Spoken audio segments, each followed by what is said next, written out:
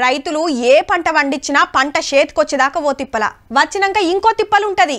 బీమార్లు రాకుంటుంటానికి మందులు మాకులు కొట్టుకుంటా సంటి బిడ్డని సాకినట్టు సాకితే తీరా మార్కెట్కి తీసుకుపోతే అడ్డికి పావు షేర్ కడుగుతుంటారు. చేసిన అప్పులకు మిత్తిల మందం వెళ్ళినా మంచిదే అని ఎంతకో కొంత కమ్ముకొని ఇంటితో పడతారు రైతులు. వరి, పత్తి, మిర్చి, పసుపు ఇట్లా ఏ పంటకైనా అంతే. కానీ ఈ తాపాగి రైతులకు జరంత మేలయ్యే కోపు కొడుతున్నదిలా. మామిడి పండ్లు అనగానే పాలమూరు జిల్లానే యాదికొస్తది. అండ్లా కొల్లాపూర్ మామిడి పండ్లకు మస్తు డిమాండ్ ఉంటది. ఏరే రాష్ట్రాలకే కాదు బయటి దేశాలు అమెరికా, మలేషియా, అరబ్ దేశాలకు సుత పోతాయంటే చూడురిగా పండ్లు ఎంత కమ్మగుంటాయో. అయితే మునుపు పవేటోళ్ళకు అమ్మేది రైతులు.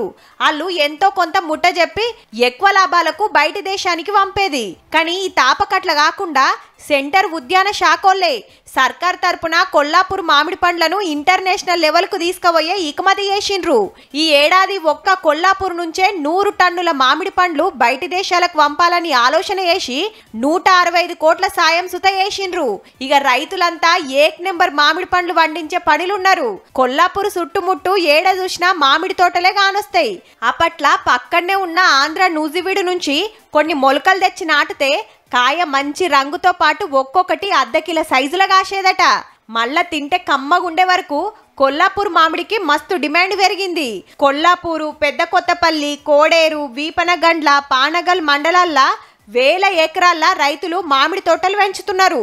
100 ఏండ్ల మీదనే చరిత్ర ఉన్న కొల్లాపూర్ మామిడికి సర్కారే బయటి దేశాలకు పంపుతుండుతోని రేపు ఇంకింత డిమాండ్ పెరుగుడు పక్కా. ఇప్పటికే రైతులకు ట్రైనింగ్ ఇచ్చిండ్రు. తోటలు ఎట్లా పెంచాలే, కాతపూత వచ్చినాక ఏమేం జాగ్రత్తలు తీసుకోవాలని ఎరక చెప్పిండ్రు. ఈడికి మంచిగానే ఉన్నది గాని కొల్లాపూరు, వనపర్తి, నాగర్ కర్నూలు, ఆలంపూర్ ఏరియాల మ్యాంగో ప్రాసెసింగ్ ప్లాంట్లు పెడితే మామిడి రైతులకు ఇంకింత ఆసరైతది అంటూరు రైతులు.